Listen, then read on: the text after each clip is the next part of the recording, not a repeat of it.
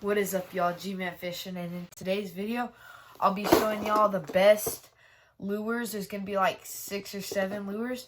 The best lures you can be throwing for this time here in the South. I live in the South. First off, I want to say I just got back from Academy. I just got this hat. It's awesome. And then I just got these cool fishing jeans that I saw my papa have when I went red fishing. And I thought they were so cool. So everything's on sale. If y'all have Academy nearby, go there because they still have Black Friday sale. But this right here are fishing jeans. They're like waterproof and like windbreaking. But right here, they're not just jeans. Hold on. Let me find it. Maybe. Right here they have a zipper. And then you go and you unzip them, and they will turn into shorts. Look, so that part just unzipped off. And now I'm not going to unzip the other side, but I have shorts right here. So I thought that was so cool. But yeah, so let's get in it. So first off, also, I got this little $1.50 jig. Oh no, I wanted to throw it. Add it to my jig box. One of the lures on the list are going to be a jig. I find jigs awesome. I throw them every season or every time of the year. This happens to be a tiny jig. Maybe a bluegill will slam that. It's pretty tiny. So I'm going to add that to my jig box here. So first lure, we'll put it actually as the jig. Now there's several types of jigs I like to be throwing. One is a tiny jig like this. Well, I don't really throw. This is the first time I have a tiny jig like this. This is a great color. It's more of a craw color. I like that color for this year. Next is a finesse jig. This is sort of my finesse jig right here. It has a little Sakoshi on the bug. Awesome. I caught so many fish on this. Next jig that you can be throwing is a football jig. Just like this. Black and blue. Holy cow, they'll crush it. This is an awesome jig. Next, swim jig for the moving bite. And moving bites like early morning this time of year. The time that I'm filming this, it's like November something or the other. Next, you can be throwing a little tiny 3/8 ounce jig that just goes on the bottom. You flip up. I don't know why I have a paddle tail on that. And then the last type of jig is a chatterbait. There's many types of chat. This is the Guggen clickbait, which is awesome. Different colors I like to throw this year are this bluegill one. Black and blue for every time of year because that just slays it no matter what. Another natural color. And white for the ponds that have shad in it. But yeah, so that's mainly... Oh, and white and chartreuse. That's mainly the types of jigs that I like. So that was bait number 1. Let me just throw this whole pile of jigs. Oh, this is going to be fun to separate to the side. And next, let's go into our next lure. So we have our next lure is a shallow diving crankbait. Now these happen to be Guggen Squad. Again, I love Guggen Squad and Strike King products. So this happens to be a crankbait from Guggen Squad. This is a more northern color. I want to test this out to see if any bass down here will bite it. But yeah. Crankbait. Here's a bluegill one. Deadly. Crankbait any time of the year. This dives 2 to 5 foot. By the way, if you ever want to pick up a Guggen Squad item and you're like, I need something that'll dive 2 to 5 foot. You literally look on the bottom. It's stuck on me. You look on the bottom and say, oh, it's 2 to 5 foot. Say you want a 3/8 ounce jig. Well, you pick up your Guggen Squad jig and you happen to look on the back. And let's see. This one doesn't show it. Let me find another one. You happen to look on the back, and it says 3/8. If you want a half ounce, the same deal. It's so awesome. So yeah, that's bait number 2. The second bait is sort of like the same style. A lipless crankbait. This happens to be another Googan Squad one. Lipless crankbaits, they're awesome. I mean, I don't know what else to say. I have a whole bunch of them.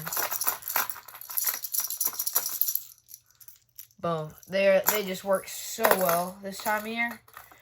Next, I'm going to be going over another type of crankbait. But I feel like it could be placed in a different category in my opinion. Because you have the shallow diving crankbaits. You have medium diving crankbaits. And then you have deep diving crankbaits. Right here, and right here. Now, I feel like why I'm going to place these in another category is because of the water levels. This I'll be throwing off of our boat, and they'll be smacking it. This is one of my favorite colors this time of year. I don't know why it works, but it does. This is also an outstanding color, and if we're fishing super deep and I want to get way down there, I'll throw this guy. And this guy will get the job done. So yeah, that's bait number 3. Yeah, bait number 3. Third bait would be